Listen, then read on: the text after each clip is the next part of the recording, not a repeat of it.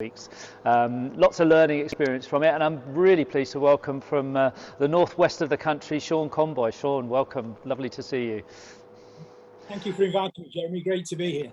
Well, do you know what? It's we've managed to have a really diverse range of people here from all walks of photography, and including some from wildly different areas that people even know Graphistudio for, and you are actually one of those. And there's specific reasons why we've invited you along, not just the fact of your amazing photography, but the way that you work with your clients and utilize our products. But I wanted to understand a little bit more about, and everyone to understand a bit more about your business, how you get your work, how you promote it, and what it is that you do to create the work for you with your photography. Just tell those that don't know you a little bit about how you got into architectural photography and how you became the success that you are, should we say? Yeah, I've been working in photography my entire life, and my inspiration from photography came from my grandfather. When I was about 11, things were a bit tight for my family, my mother and father and me, and we had to go and live with my grandfather, and I shared a bedroom with him, and he introduced me to photography, really, and set me going down that path. So when I left school, I went to get a job with a local photographer, then did the photo college, then did years in industry and assisted in London and in America, and to build myself up, to set my own business up now. I hate to say it, but over 30 years ago. So but you know what, there's the great thing about our industry is that you can be incredibly successful at 16, and you can be incredibly successful at 62, and I think that's one of the key things. And I was really privileged to have Stuart Wood here earlier. He's still hanging around here at the back of the studio, but it was such an interesting story to hear how he too started out at college, and how his tutors guided him away from the things that he was looking at, which was pack shots and things like that, but said, no, you should be photographing people. And I guess your inspiration came similarly, did it, when you were at college, etc.? Absolutely. And I think from being a very small boy, I had a great interest in buildings, particularly tall buildings, bridges, engineering projects, really interested. And perhaps if I'm partially dyslexic. Even though I went to a good school, I went to an old-fashioned grammar school, I found study quite difficult. So I had this massive interest in buildings. And when I got into photography, very quickly, I didn't like being in a studio, confined to a studio. I like to be out on location because I enjoy mixing and meeting people and the challenges and inspiration of the spaces. So that's what drifted me really into architecture and interior photography. And, so where were your first jobs then? Where did you get your first work, and where did you start out, and what were you shooting at the time? And shooting with, indeed. Yeah, shooting originally quite local to where I am, but I'm not far from Manchester, so Manchester's always been sort of my back garden. So initially I started shooting quite locally around the Manchester, Preston, Liverpool, Leeds areas, working for architects, developers, builders in those days. And as everything moves on, and which is part of the graphic story about showing people your work, I saw this company who had moved into the Preston area, actually, into cruise ship refurbishment.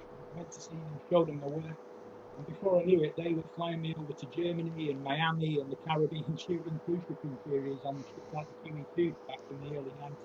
So I had some good breaks that way, but this is the importance that when you get the chance to meet someone that might influence your career, you have to be showing your work in the right way to make them realise why you're the guy to do that job. So it's really, really important. Yeah, and we're going to talk about that. We're going to talk about what you show your work on, because obviously the world has changed since we've all been involved in this industry significantly, and it's gone from showing prints to then giving CDs and then DVDs and USBs and showing on iPads and things like that. But you've steadfastly stuck to wanting to show the finished product in a way, haven't you? Absolutely. I think it's absolutely vital, and I think it's become even more important when I look at the way I've sold my services to clients over the years. I remember originally we used to go out with original transparencies, doing to 8 by 10 to get the impact that way. But when we came into this digital world, where suddenly all the photography became digital and we could use computers, laptops, and the iPads came out showing stuff on iPads. And I'll be honest, there's 2 contracts I lost because I have to admit, I'm not the cheapest photographer. I'm usually a bit more expensive than my competition. So I've got to justify those extra fees in so many different ways. 2 contracts I lost. I did the presentations digitally. I never ever failed to regret that. I realised it didn't give me an opportunity to show the work off to the best possible quality. to show the finished files and the depth and the creativity you put. People think taking a picture of a building is taking a picture of a building, and I know you're going to share some of your work with you, so you've got a slideshow that you're going to share with us, so we can see some of the stuff that you do, which would be great if you'd like to. Yeah, let's have a look through so people can see what we're talking about. Share the screen, and I'll just run this little slideshow for everyone.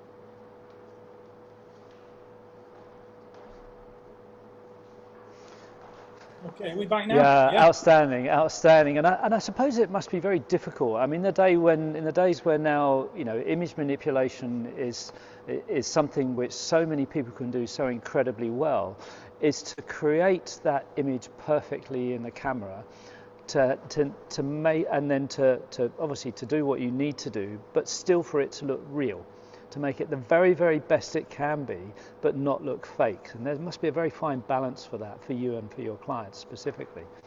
Absolutely, and I think that's incredibly important. And I think what's worked for me in my business, I've got to be honest with you, is the fact that I'm very much a photographer that learns his craft in large format transparency. So you only had one opportunity to get that picture out. Once the transparency was processed, that was it. You know, those early days, they used to retouch them by actually painting the transparency. So everything had to be captured in camera. Now, even though I'm totally immersed in digital capture, I still try and get as much as possible right in the camera. So I use a lot of lighting in my photography. We use a heck of a lot of equipment.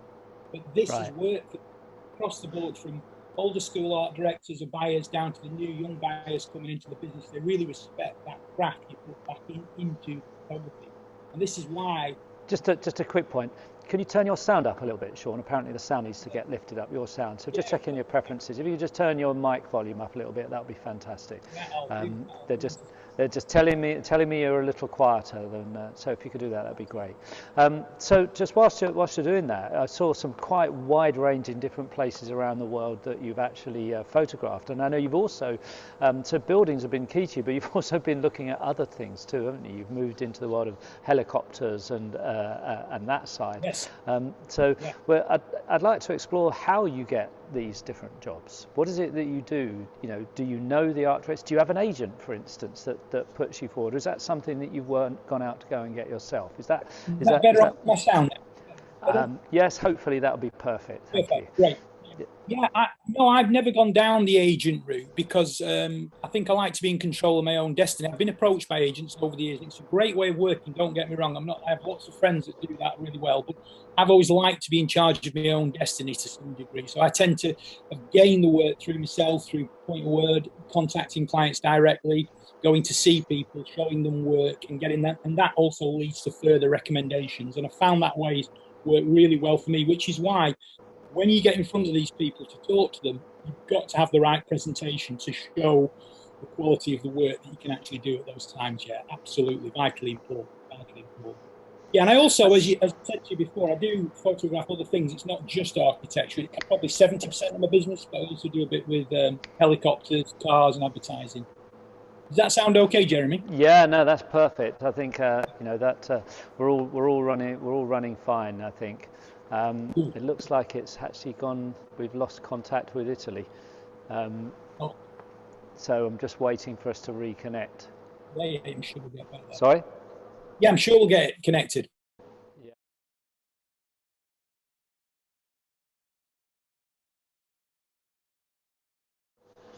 So tell us when that, yeah, somebody, I've just seen somebody running across the car. Oh, they were back again. Yeah, we're back live again. So do you know what? We're up in the mountains in where this is all coming from. So we're coming from our Victorian factory in the middle of England in Northamptonshire, and then it's all going all the way over to a place up in the middle of the mountains where everything's reliant on the radio Wi-Fi. But even so, we've got 100 megabits up there. But but still, nothing's perfect in this world. So even the BBC have these challenges from time to time. So we've been quite fortunate in not having it. So we were talking about your relationship with your clients and getting yourself in front of them, and how it's that getting in front of them that's helped to get you the business and expand into other areas. What do you do when you get in front of the client? How do you actually share what it is that you do? Well, this is where I use your photo books, many of your photo books, because I must confess, prior to using your books, we were using like a sometimes plastic sandwich where we could alternate and things like that, methods with leather covers, which was okay. But when I saw your photo books, I was blown away by the sheer quality and just the way the things presented to the client. And I can't tell you how many clients have picked up on it and want to do similar things themselves, like interior designers, architects, CG companies, but also want that presentation. And I think probably because of my approach, with my analog approach to photography, the fact that I'm using print to sell the work. I mean, I did a great presentation. I have to tell you this little story about 8 years ago to a CG company. Really thought, absolutely cutting edge stuff. I went in this boardroom 9 o'clock on a Monday morning, and it was when 4K was first coming out. And my website was on a 4K monitor, so it was actually out of focus. And I had my book, and all these characters came in. One came in on a skateboard, one's got his dog under his arm. The sort of characters. And when I opened the book and the first spread was there, the guy said, "How many layers is that? Picture?" I said, It's one photograph. I said, "You telling me you've waited till everything's perfect?" I said, "Yeah, that's what I do. I'm a photographer." And they loved the book, and we spent the rest of the meeting going through the pictures, talking it all around. They absolutely loved the aesthetics of print. And as I walked out, the main guy put his arm around my shoulder and said, "Oh, we're going to go." I said, "By the way, what do you charge?" So we had no conversation on pricing. And I think sometimes we get stuck down in pricing, don't we? We get stuck down in, I can't possibly charge for that, because you think about, it seems like a lot of money in our world. But then when you put yourself in the shoes of the people that have just spent 20 million on just developing a building, let alone building it, on all those different things, we have to, and even within weddings and portraits and things like that, we often don't understand what the value chain is, or what the values that the people have, particularly about the photographs going to have and how important it's going to be for them. And I think that clearly shows that for that client, it didn't matter. What they wanted is the best photos. And I still work with that client to this day. They've become, I'd say they're in my top 5, spend a lot of money with me. And they're one client that never ever questions costs. So it's brilliant. I mean, I've got another version of your book, a landscape version. I know you like your books to be vertical. I do. Because it gives you, you can open them up as a double page spread, but just some outstanding photographs. And I think, and I know it's because of what we're getting to you, what's what you're sending us. What you're seeing and what that file is coming back to you because our guys have been doing this for a long time. And I think hopefully that's one of the reasons that it makes a difference for you. Absolutely. And it's like you said about projects. I did some years ago. I did on the complete reconstruction of the Arndale Centre in Manchester, which was a huge £100 million plus project. And at the end of it, they said we want a book to give to all the key people involved in this. I took a few of your smaller books and I put the one big book in as well, Never Dreaming, and they ordered the big book, and I saw copies of that book. Incredibly profitable order, incredibly profitable. Well, I think that's something, just touching on that often commercial photographers don't think about the other possible ways that they can increase their revenue streams. I see often photographers that will create the most stunning files. They'll sit for days on a project to get that perfect picture, or a whole group of pictures around a building. And then they just hand the files over to the client without saying, what are you going to do with them? What are they going to be for? Have you considered putting any up on your walls, for instance? And then, because if they try to do that through a high street supplier, they're just not going to be as the files that you want them to be. And I think that's areas that we want to encourage commercial photographers to think about us as more than just a book supplier too. With the things that we've been doing in the giant pieces of Chromolux panels and others too. But not that. You mentioned the little small books. Which brings us on to, the magazine. There we go, snap. We got one each. And again, thinking about the ways that they can be used within your business to elevate the value of what you do. And I know that you've had your magazine now, and it's something that we try to repeat, and we do. In the long term, I mean, obviously, you still love what you do, and we talked just now about how your clients have led you on to other things. I mentioned helicopters. How has that come about? Tell me a little bit about that.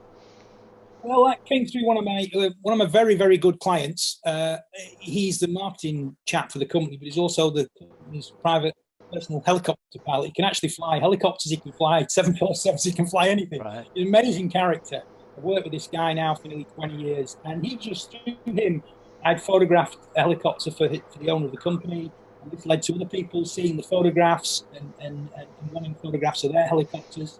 And it's just grown from there, then service inside. I mean, I can just show you, I'll just quickly screen share here, very quickly with you. So these sort of things, if you can see this now on your screen, is that coming up? Yeah, that's coming up. So it's the same sort of approach that I would do with the car, because I do quite a bit of advertising car photography. So we completely light the helicopter with flash. So the only daylight is the background and the backlight coming towards the helicopter. All the stuff on the metal and the interior of the helicopter is produced with the flash lighting. And this is the sort of thing I do with commercial car shots as well. As you can see, that technique for this sort of stuff. You can control. This shows the amount of kit we need to do shots like this. We need a lot of lighting control. It just shows you how we work on locations and the caravan shoot, how we use the big screens and put stuff through. Yeah, I mean, that's if you're going overseas, that must be a big old amount of kit to take with you. We tend to hire a lot of the kit. When we do the overseas projects, we tend to hire the kit at the other end if we possibly can. Occasionally we have to ship a lot of kit, but 9 times out of 10 we can get what we need. I work with Bronco Flash, and they have really good connections around the world for stuff like that. But again, this is another area. And Jeremy, talking to you, I realise I'm remiss as a commercial photographer, because you know what it's like. You do one project, you're on the next project, you're moving so fast. And I think there's so many revenue streams I'm leaving on the table here without any shadow of a doubt, and I need to work on this more. You talked about the Arndale Centre and the book that you did for them. We've done in the past a number of different projects. One we did for PlayStation, where one of the game designers was submitting a game to Sony, and the storyboard that they created we put into a book for them, and then they presented to the board in Japan of that storyboard. We did a shipyard where every ship that goes in for maintenance and repairs, the photographer has been in to photograph the shipyard, and then the shipyard owner sends out to all his clients every year a book of their work that's done. Similarly, car restorers, we do books for where we'll use the excess leather from the restored, vintage car or whatever, and we'll wrap the book in it. There's so many different projects that we do, most of which we can't talk about, because we'll have to shoot you otherwise. But but they are like that, and they're unique, they're personal projects for people, and to be able to share. I mean, there's some luxury car brands that we do as well, and I'm pain of death, I'm not allowed to tell you any brand names or anything like that. But you think about your most expensive things that you could possibly have, and they're all done. Yachts, if you're having a Sunseeker built or whatever, all of those different areas for those photographers that work in those different marketplaces. Think about all those things that we do. So what's been your most unusual project, would you say, that the one that you kind of look back on and go, oh, that was mad, how crazy was that? I've done quite a few, really. It's a question I get asked quite a lot, and it's quite interesting. I mean, it was interesting that you probably saw some pictures of Virgin Lab, and I always wanted to photograph that, and I photographed it twice now for two. I did once for Hasselblad, because I work with Hasselblad a lot, and I did it once for the designer that designed the pool there. I did a subterranean hotel, an underground hotel with no windows in Stockholm, which was a fantastic, interesting project. Really, really different one there. And I've done some amazing steel sculptures. I have a client that makes a lot of steel sculptures around the world, and I've done some amazing. Yeah, we saw a couple of those in the photos that were there. They're an amazing client. They've sent me all over photographing different subjects and different things. I did a private residence, which I'm not allowed to share the photographs with anyone and can't tell you who it was. Yeah, or you got to shoot us, I know, yeah. Unbelievable, yeah. I do quite a few projects where, believe it or not, the pictures are not shown to anybody else, which is quite amazing. I have to do an NDA. Yeah. And you know what, we have quite a lot of that, particularly those either the super wealthy or the very famous, or even right the way through to if it's a cultural thing where you can't show the photographs. So, we have so many different ways that we work with clients, and I think that's what we hope these kinds of interviews will show, is that the wide range of things that we can do, be it wall art for somebody's home, be it books to show clients with, and I know we have an album in process or in production that was shipped, that's sitting in Bavaria in a load of snow at the moment, that we were supposed to show your latest version of, that we've come out with a new cover for, but hopefully the snow will clear and that'll arrive. Yeah, I'm really excited to see that, and then get out and one of the frustrations with lockdown for me has been not being able to meet clients and talk projects. We're doing it all over Zoom, but it's not the same as face-to-face. Do you know what? It's funny, you get to have the conversations, and you and I have had a number of chats live in the Graphistudio Facebook communities, but it's still not the same, is it? It's good to talk, and I think one of the things about this weekend has shown, in a commercial studio doing a broadcast, which we're allowed to do, it's just been so nice to be able to see people. Okay, yes, we're 2 meters apart, but we're still able to actually, look, they are real. They're not ones and zeros in a digital format anymore, and it just makes a difference. You're out in a place where the sun's shining. So what have you got any projects that you've got ready to rock and roll when you are ready to get out, that you're looking forward to? Quite a number, really. I mean, unfortunately, obviously, I've not been abroad for just over 12 months, literally just over 12 months now this March. With all my overseas, I had a lot of overseas projects last year, particularly with a lot coming up with the cruise industry. One of my clients in Scandinavia designs a lot of the interiors on the cruise ships. Okay. And all have been put on hold, so that's not going to happen for a while now, unfortunately. But it's going to be interesting to see how we get back into the overseas work. But when we had the lockdown period, I got on the phone. I'm a great believer in phoning people up. I'm not one for sending emails. I like to phone and talk to people. I picked a lot of work up in the UK, some advertising work throughout the period. So it's not been too bad through the period. Actually, we've had a conversation about that before, haven't we? About talking to people over the phone rather relying on email makes a huge difference to what you do, and so you find that for you is also one of the best things to do if you can't meet with them, is just chatting. Yeah, exactly. And I think that's particularly in that one last year when we had that very heavy lockdown period in sort of March, April, May. Yeah. That people were really, really, some of the people working from home and stuff, were really, really pleased to hear from you. Not just talking about business, just talking about life in general. It's just keeping those contacts going and and just getting yourself in front of people, it makes all the difference. If you can't do it face to face, let's do it over the phone. I'm a great believer in doing that. And I always, when I get any spare time, I'm always ringing around my clients, just keeping in touch with people, keeping those bridges open. Because they might be telling you about a project that might be 6 months away, but you're still in the line for it and you're in the frame and they remember you being in touch. And then hopefully... Well, it's exactly that, isn't it? You know, if you don't talk to your client, they'll forget about you. You know, they might see something about you, and they could be working on something completely different. And it goes for all photography. It goes for weddings and social, you know, all photography. Stay in touch with your client, because your best customer to get the easiest work from is the one that you've had before. Correct. I mean, my core base of customers, I've worked with some of them. I've worked with now for 20 years. Some of them, believe it or not, and it's just keeping those relationships going, keeping, you know, giving them the service and everything that's required. Obviously, you've got to deliver that, and of course deliver the photography. Yeah. But yeah, I think it's vitally important, and I think, you know, what's happened with our industry, because it's become more competitive, it's become more a set. Photographers will be more accessible, you know, for everybody. You've got to really drive home that quality, which is why I'm so keen on the print to show the final quality. You know, I shoot on medium format Hasselblad and Linhof cameras, so I'm shooting on the best cameras because my clients. So you're getting phenomenal files out of that, then, aren't you? And you know, it's one of the reasons why we keep reinvesting in print systems. You know, we invested in the Canon Dream Lab because of what it can do and the fact that it can print the Adobe RGB color space. We've recently invested in the latest, newest Indigo, because it can deal with those incredible files. And I think, you know, any photographer, if you spent all that money on that body and probably even more on the glass, you want to see what it looks like, don't you? Absolutely. You know, not what a screen might interpret it to be. 100%. You think about it, you're putting all the effort into investing in the right camera kit, the right lens. I mean, I still use the Linhof style cameras to give me the camera movements with the cameras, all the lighting, all the effort to take the photograph. But when you want to show that photograph up to someone, you've got to show it in the best possible way. And this is what caught me out in the early part of digital, because you know, I've got an ISO monitor there and everything looks great on it, but you don't know what somebody else is looking at the image on or whatever and how they're viewing it.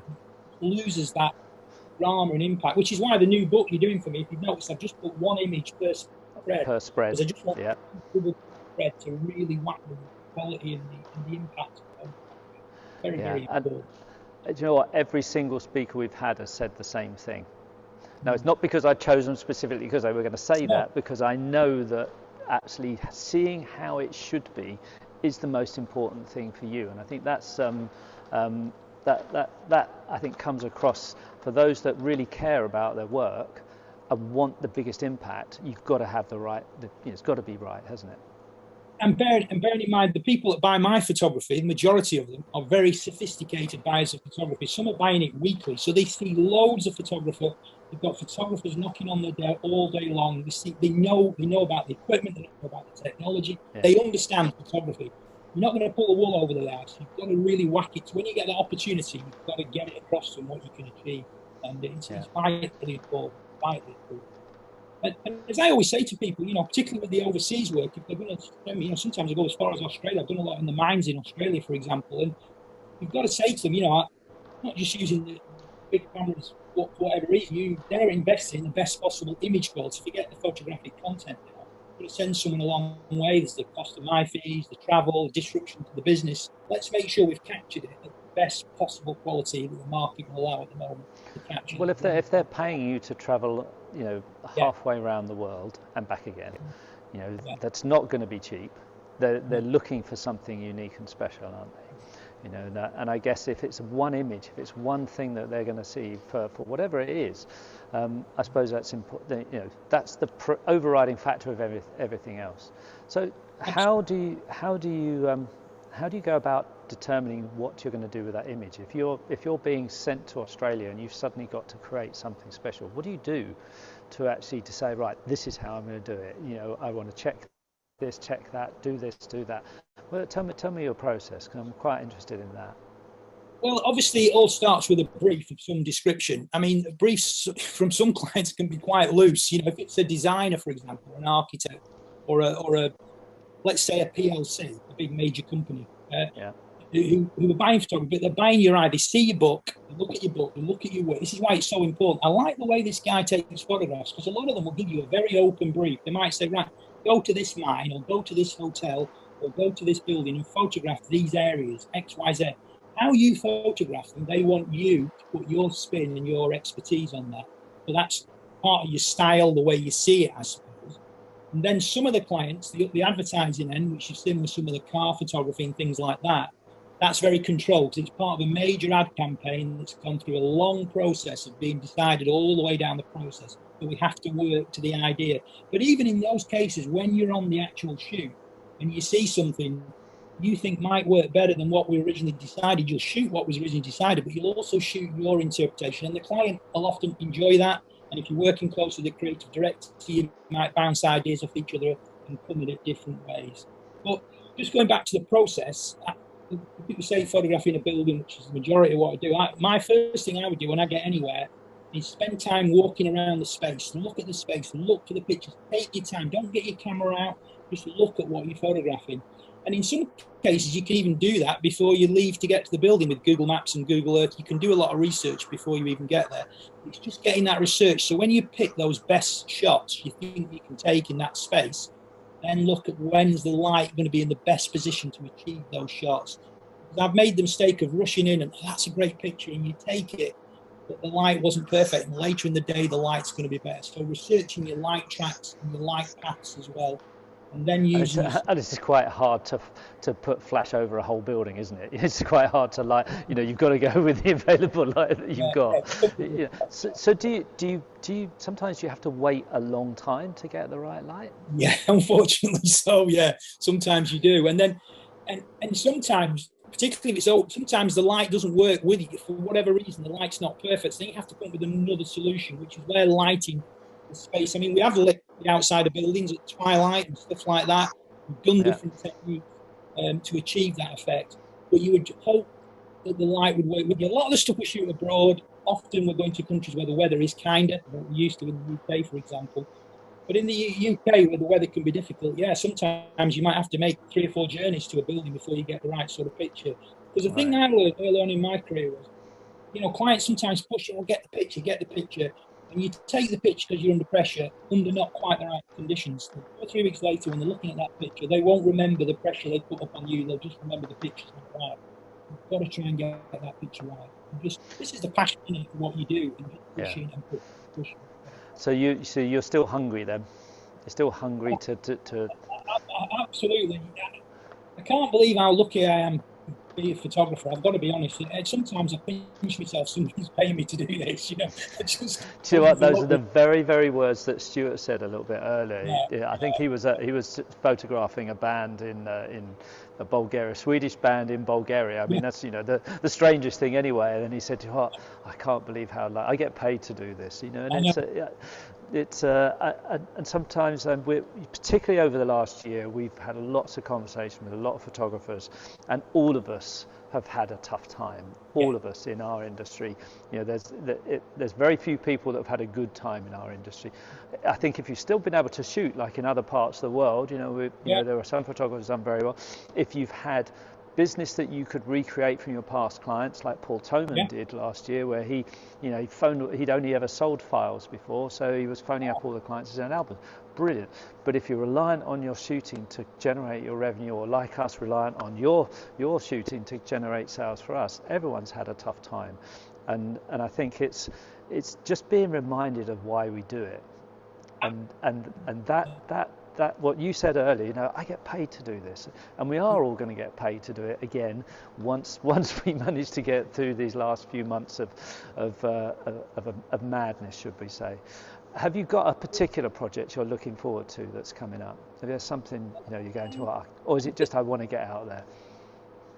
Yeah, I think what I'm missing, because like I said, I've not done too bad last year with local stuff and some of the adverts. We did another car campaign last year.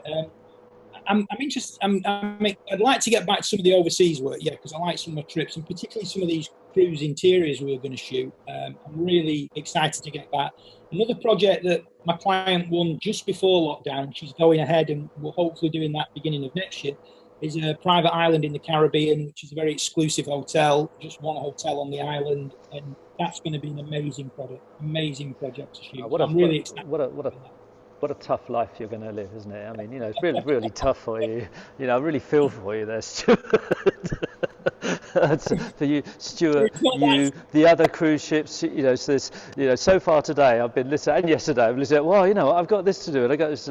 Stuart this morning was telling me the stuff that he's got to do, and it's like, oh God, now you, Sean, and it's just like, oh, come on, guys, you know, I'm going to be stuck in my little shed in Aldenham. Just no, it's you know what, you know, it's for me, it's exciting to live slightly vicariously through the things that you're doing and seeing what you're doing. So just going back to creating your business, and we'll just finish off with that again. What would you suggest in terms of anybody who's getting into architectural photography? What would you suggest to them about, you know, how to go about starting to get those projects, getting into those projects? So either they're just coming out of college, or they're looking at a new revenue stream for their business, because there's got to be a lot of it, hasn't there? You know, people creating great pictures.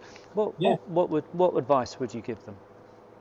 Well, I think the first thing is shoot pictures. I mean, one of the great things about architectural photography is you can go out and shoot pictures without causing any problem, really. You know, particularly if it's external shot, even internal stuff, you can talk to the building spaces. I did when I started. You know, I didn't have the depth of my portfolio, but get out and shoot pictures.